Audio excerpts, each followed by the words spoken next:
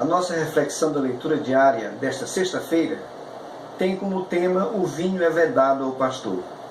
O texto está em 1 Timóteo 3, 2 e 3, que diz assim: É necessário, portanto, que o bispo seja irrepreensível, esposo de uma só mulher, temperante, sóbrio, modesto, hospitaleiro, apto para ensinar, não dado ao vinho, não violento, porém cordato, inimigo de contendas, não avarento.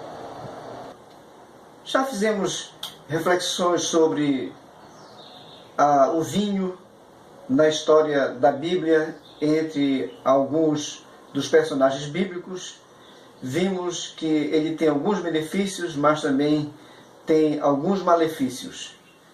Hoje, a recomendação está voltada para lideranças. E o texto se refere especificamente ao bispo, que era um pastor, era um líder da igreja local, né? E a recomendação é que ele não deveria ser dado ao vinho. Nós temos aqui algumas reflexões, algumas ponderações de algumas pessoas importantes. Uma delas é o pastor Silas Malafaia, que, respondendo à pergunta se o crente pode ou não beber bebida alcoólica, ele responde o seguinte: o álcool compromete nossos reflexos e nosso bom senso e prejudica a nossa saúde. Após alguns anos, os efeitos agudos do álcool são sentidos no fígado, no coração, nos vasos sanguíneos e no estômago. Por isso, os riscos, os males que o álcool pode nos trazer. Tem outra informação interessante aqui. Em 100 ml de vinho, que é a metade de um copo, há de 8 a 10 gramas de álcool. O vinho pode sim te deixar bêbado. Meio copo de vinho pode já mexer com a cabeça do usuário.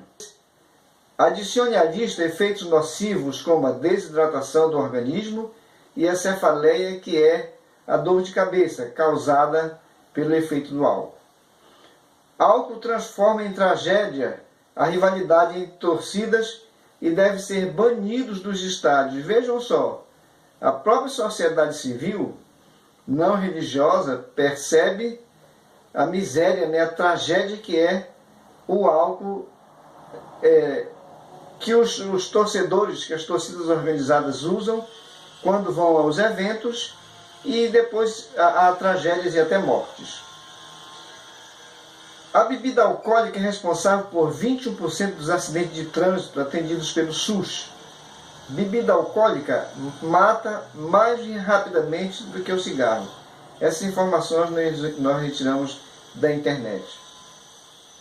Oséias 4, de 10 a 11, que era o texto de encerramento da reflexão de ontem, que por um problema que houve no vídeo não deu para fazer a conclusão, mas o texto diz assim: comerão, mas não se fartarão, entregar-se-ão à sensualidade, mas não se multiplicarão, porque ao Senhor deixaram de adorar. A sensualidade, o vinho e o mosto tiram o entendimento. Nós temos uma outra versão, a NVI. Essa versão que eu mencionei é a Almeida Revista e Atualizada. A NVI se expressa assim: eles comerão, mas não terão o suficiente. Eles se prostituirão, mas não aumentarão a prole, porque abandonaram o Senhor para se entregarem à prostituição, ao vinho velho e ao novo, o que prejudica o discernimento do meu povo. Esse texto é da NVI, na Bíblia King James of Line.